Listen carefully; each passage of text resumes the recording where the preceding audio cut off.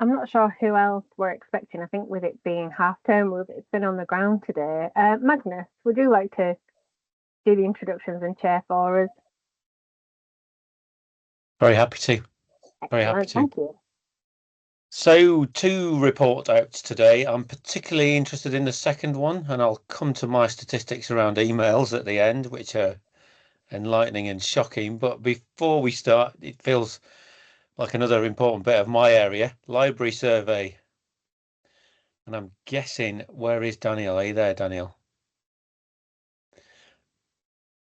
Go ahead. I do like the introduction.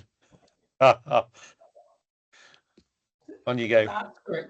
Thank you very much indeed. I really appreciate you giving me the opportunity to speak today. As you can see, I no longer work for Leeds Teaching Hospitals NHS Trust, but I always put nay LTHT rather than formally, because this was the first hospital that I worked in, and therefore, you know, I may have married a rich husband by going off to Harrogate, and then had a bit of rough by going to Rotherham, where I am now, but you will always be my daddy, basically. You were the first man in my life, as it were, the first hospital in my life. So I always feel greatly privileged to be able to speak. And you've always been very kind in terms of allowing me to attend these LIM meetings even though I've moved on. So we will continue. Next slide, please. So what was the problem? What was the problem? What was the situation? Well, libraries have a lot of strategies they have to fulfill, lots of boxes they have to tick. There's usually a trust strategy that will say something. In this particular case, Rotherham has got something called Our New Journey Together that talks about the importance of staff fulfilling their full potential. That sounds rather library-like, doesn't it? And then there's Knowledge for Healthcare. They're the people that actually pay us. And they talk about the importance of knowledge and library services meeting the changing needs of staff giving them the space to study, reflect, and work together. All that sounds very nice, but the library service that I'm part of lost an entire library facility that was to do with the Integrated Care Board, because the Integrated Care Board needed to lose a lot of staff. They were short of money, so that closed down. The patient library and offices that were attached to our library were turned into a discharge lounge just before I started, so we lost half our space there.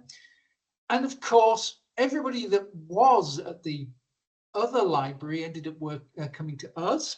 All the furniture that came from those libraries came to us as well. So I and my colleagues are playing Tetris with all this furniture and all these books, working out what to do. And it suddenly occurred to me, hang on, I have never at one point asked anybody what they want, other than all these strategies saying that you should do this, you should do that. Yes, but we've got less space. How do we do it? Next slide, please. So, first thing I needed to do was work out what the problem was.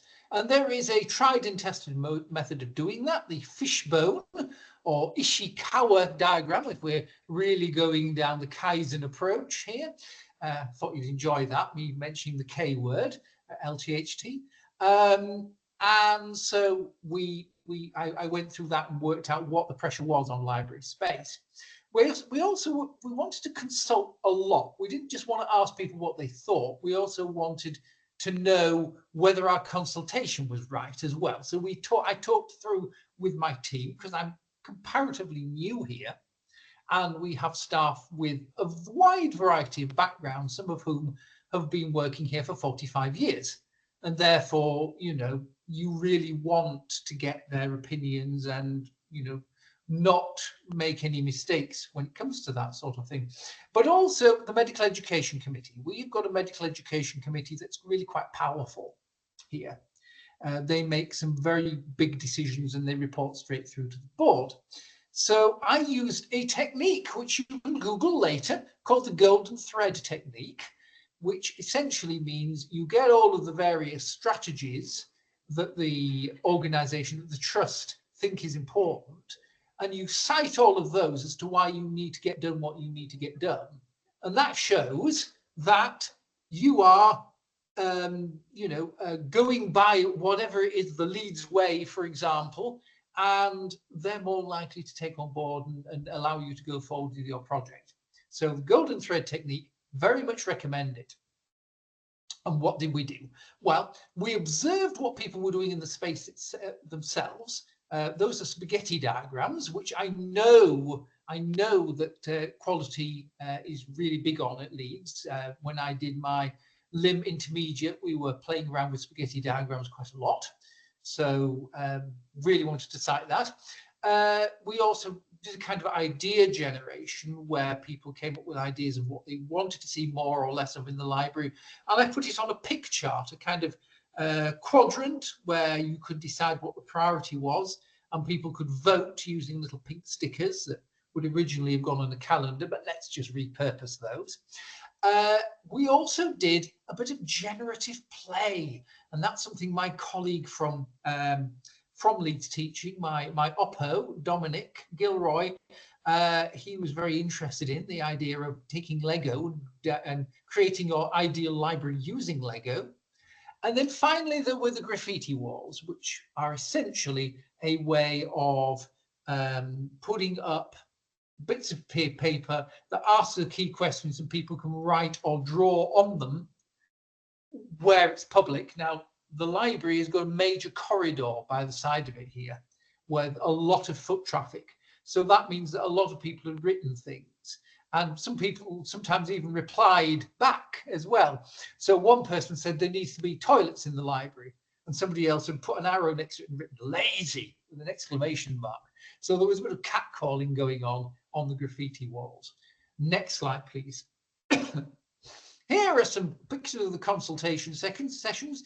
As you can see, there are some GPs there playing with Lego, GP trainees, and some people from the health and wellbeing team, and people from the medical education committee sticking things on the chart over there. Next slide, please.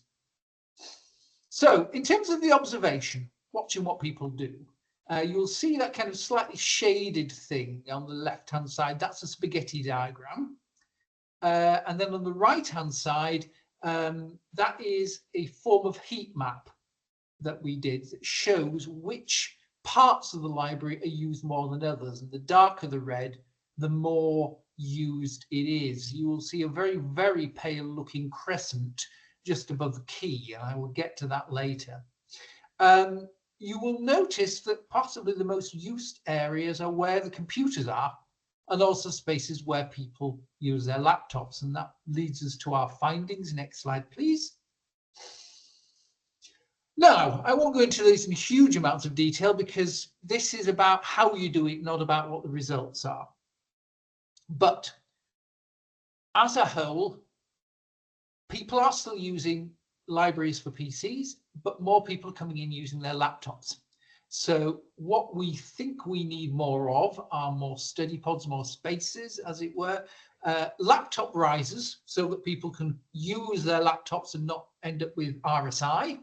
Better Wi-Fi connections, because sometimes the Wi-Fi connections throughout the hospital are an even distribution, but you will find that areas where a lot of laptops are being used, there's a reduction as a result of bandwidth, so you need to boost that.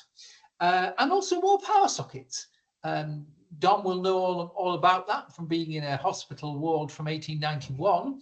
But, you know, our hospital building was built in 1978, and, you know, things were different back then. You know, Kenneth Williams and Hattie Jake wandering around saying, ooh, matron, weren't really interested in laptops at the time, or at least a different kind of laptop, but let's not go there. Users also want a break from the screen. They're staring at the screen all the time, and sometimes you will see, for example, that top picture. That is the library outside space. It looks like a prison courtyard. Not exactly inspiring. So I did a little bit of research, and the asterisk refers to a particular journal article, because we like to refer to journal articles in library land. talking about restorative experiences. A bit of grass, touching grass, having a few plants to look at, having something living. There was an idea of having a library pet, but I didn't think the idea of having a cat wandering around doing little poops in places was a good idea, and a tortoise might get stood on. So we're thinking of possibly getting the therapy dog to come in once or twice a year for staff to give them a bit of petting. In the centre of the library, I showed you that weird crescent shape that was as pale as anything. Well, that's it in the middle. That is our sofa space. I think maybe we had too much money towards the end of an academic year, financial year, and decided to spend money on that. Goodness knows why. It was before my time. I wouldn't have allowed it. But nobody ever sits on it because you are exposed. It's like being in a goldfish bowl, sitting there. Everybody can see what you're doing. So it isn't really used a lot, but we do have a problem, like all hospitals do, with space. We might be better using or coming up with spaces that are slightly more sheltered, where you could have little meetings together. They may be more useful. There isn't much space for relaxation and refreshment, people wanting a coffee machine. Obviously, there were people asking for that. But when you've got a smaller library space, you can't really do that. There's not much you can do about it. So as a result, we thought it would be a good idea to try and use the canteen upstairs for that and to put books in it. Improved signage, because signage wasn't very good, possibly a monitor. We've got one of those, or you've got one of those at Leeds Teaching Hospitals already, and possibly broadening the offer. Other ideas as well that came through. All right, next slide, please. So what went well? Well, the Lego went really well. People loved designing libraries. And I got lots of interesting ideas from it. I used a book on user experience in libraries, which library staff can borrow from the special CPD collection, which is held here in Rotherham. It's not really happened in hospitals before. It usually happens in the hospital sector, but using Lego allows people to think outside the box. Instead of writing things down, they're designing things, coming up with ideas. It's always difficult to get people to contribute, and I just happened to be giving a talk on health information literacy to 26 GP trainees, so I ambushed them and I got them to take part in it. Also, an interesting thing here, a Shine's model of organisational culture. When I first came here, I replaced the library security system and put a gate counter on the door on the way in and out. That meant that staff no longer had to use a bar chart, a tally, to say how many people were coming in and out. And I thought that was great. It was really efficient. What I didn't realise was that the people on the issue desk had taken a toy away from them. They like doing it. So there's a basic underlying assumption there that they had, that, you know, one of their duties involved drawing things or writing things on the issue desk.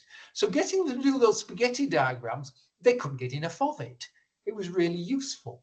So I learned to take more notice of my staff on the issue desk. Next slide, please. What would I do differently? Well, I've reported back about this to a number of places. I did this in preparation for my level 5 apprenticeship. I did the level 3 here at Leeds, by the way. I also, this was involved in the,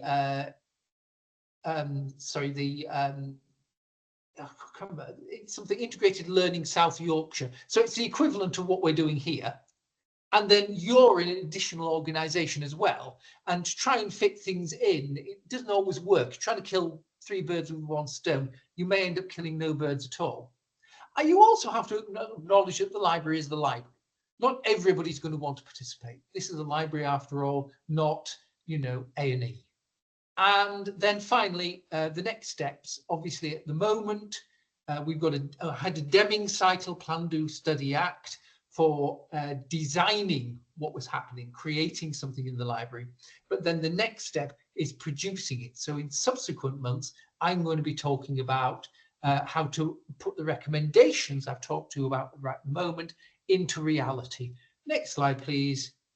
And finally, this presentation is dedicated to 2 people, Jimmy Parvin who was involved in quality for a long period of time, who was my mentor and who pushed me forward into being a library manager and where I am today, and to the fabulous Stuart Haynes, who was my support and my rock for many years while I worked for Leeds Teaching Hospitals. I know neither of them are here today, but I wanted to thank them anyway.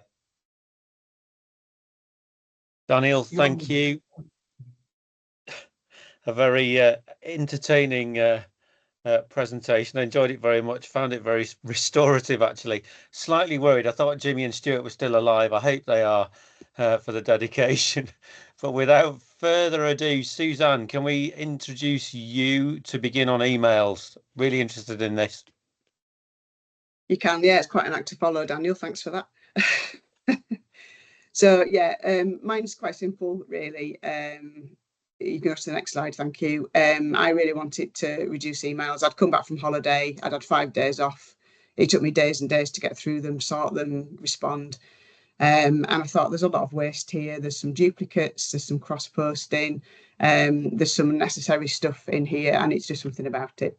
It also linked in, and I guess, like Daniel, your golden thread here, the trust commitments to sustainability, to be more green, and commitment to our team, because nobody seems to want any more emails. Next slide, please. So I started, I used the 5 S's, and I did some email hygiene. So after that 5 days leave, I did some email hygiene, and I'll run through in the next couple of slides some of the things that I did there. I'm glad Daniel's spoken today, actually, because I contacted Leeds Libraries. Beth Tapster was fantastic, and she helped me, and we did a search on reducing email in large organisations, which was interesting because there wasn't very much literature at all for healthcare settings, but there was a lot of research about the impact of email overload on wellbeing and productivity.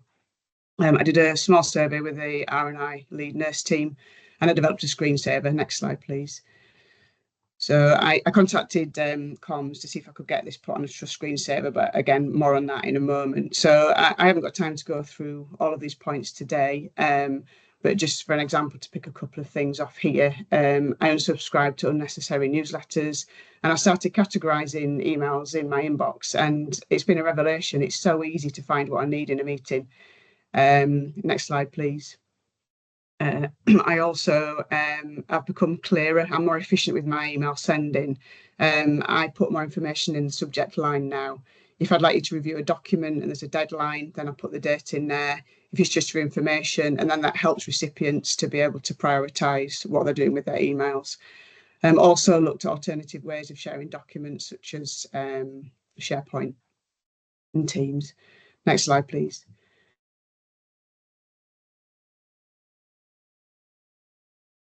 It's not moved on for me. I don't know if it has for you guys. Oh, it has my side, but I'm the one driving the slides. I'll go again. There we go, it's caught up now. It was a small group of lead nurses that I surveyed, and 100% of them wanted to reduce the number of emails that they receive. And I've mentioned it to several people. Nobody wants more emails. I think that's probably true of everybody.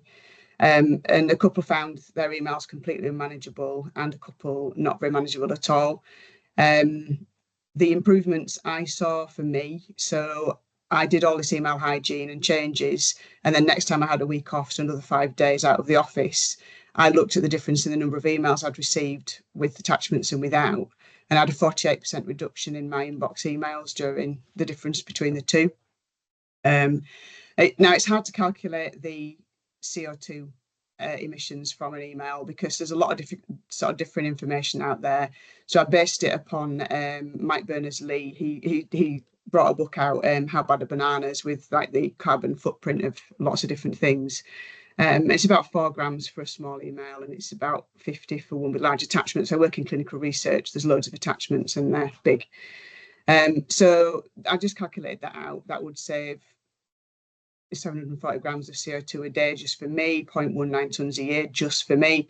You know, if you extrapolate that out to 22,000 people in the trust, that's a potential. I mean, these are all estimate numbers, but that's potentially 4,000 tonnes of CO2 a year, and that's huge. That's massive, you know. And I don't think a lot of people think. I didn't. I started this from a health and wellbeing point of view, and actually, what then I started looking at the environmental impact, because there's a lot of energy consumed by our devices, by the data flows and by storage. And, you know, there's a lot of information on carbon literacy project if you're interested. Next slide, please. So what went well? It helped my morale. It's helped sustainability. I feel a lot less stressed when I come back from a holiday. I'm almost pleasantly surprised at the number of emails. It's still quite a lot, but it's nowhere near what it was before. I've improved the quality of my outgoing emails, and it's improved the quality of my received emails. I don't have to say, by the way, I need the comments back on that abstract, please, for next week. I've already put in the title, that's when I need them back for. And so there's less chasing. I've reduced my CO2 emissions. I had good engagement from the lead nurse team. Oh, and I meant to say, with a screensaver, when Beth came back with her library search, Derbyshire had already done some work with their staff about reducing emails. And so I collaborated with Leader Room in Derbyshire Trust and shared my screensaver with her. So they're going to use that in Derbyshire as well. Next slide, please. I could have done a larger survey sample size. I was aware of the irony of sending a survey out by email, asking people about whether they wanted to reduce their emails. And I want to think a little bit more creatively about how perhaps I can do that. I need to do a post-email hygiene lead nurse survey as well, and see whether they see the similar reduction in their emails to me. I should have contacted the comms team earlier, because when I did to ask for a slot on the screensavers, they came back and said a couple of other people were doing similar things. So I kind of paused it for now. I'm looking at doing something within R&I CSU. And next slide, please.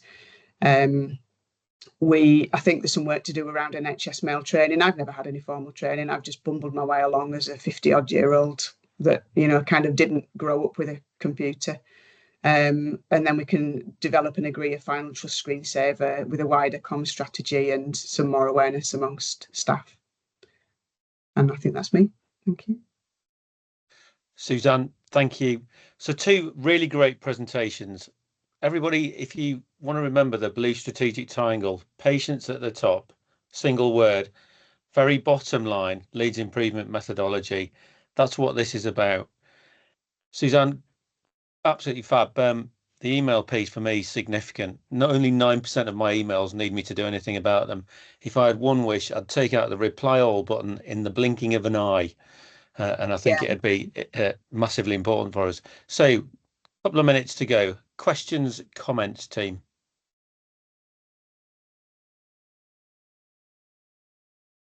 Jenny Lewis, thank you for rescuing that silence.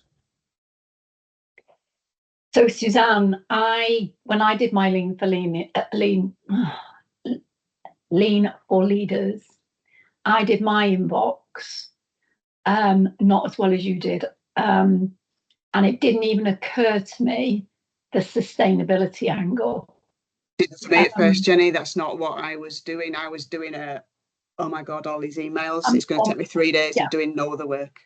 Yeah, and I just wonder whether there is something that we could be thinking about under our commitment around sustainability, and it going into the, you know, the A3 corporate structure somehow,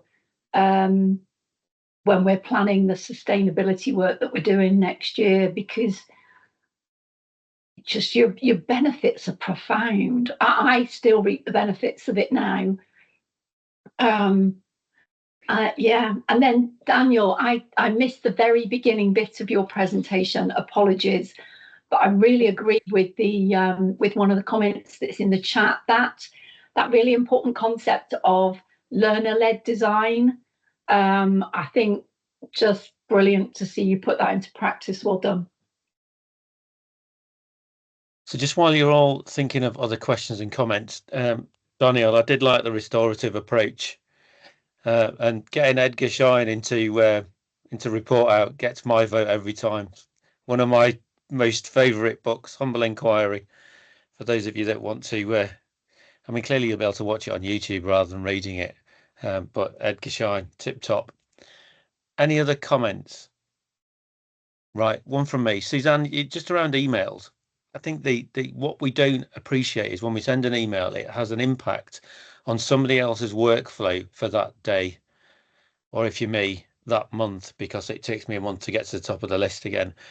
So I think the email etiquette is vital, and I don't think we teach it at all. The other bit that you described that I really like, the workflow. And if I talk about workflows, people might be a little bit confused, but actually how you do your day-to-day work and how it works best for you, actually having the ability to change that email workflow is significant. So I've got mine leaned a bit like you, and it's still difficult. And what I really struggle with is, for many of us, emails become our to-do list. So you get in the morning, you think, I'm going to do my emails. There's so many more important things for us to be doing. Getting out and about, listening, learning, that humble inquiry for Shine, that restorative piece that Daniel mentioned as well, absolutely essential at the moment. So Suzanne, really vital. Thank you for bringing that up. No, thank you. I agree. And I think, you come back from leave or even just the weekend and you think, right, I'll do half an hour of emails now before this first meeting. But as you respond to them, because those people have been waiting for you to come back in the office, they're replying straight away. So you never actually get anywhere with it. Nobody ever times a send either. Ping at all times of day and night. We can all time the sends. But I've just looked at my emails and I've got 216 unread emails. In there, potentially, there's some badness that I need to deal with. The rest of it, it wouldn't even need to have come to me, the vast majority. So really vital. And I think if we can build this into our sustainability commitment for the next year, absolutely nailed on. Can I just say thank you to both our presenters? Leeds improvement methodology, that's how we do things. Bottom of the blue triangle, patience at the top. Remember the golden thread that goes down the side. That's what it's all about. Thank you all. Have cracking weekends. Great. Thank you. You too. Cheers. That was awesome. Brilliant That stuff. was awesome. Thank you. Well done, both of you. Brilliant. Bye, mate.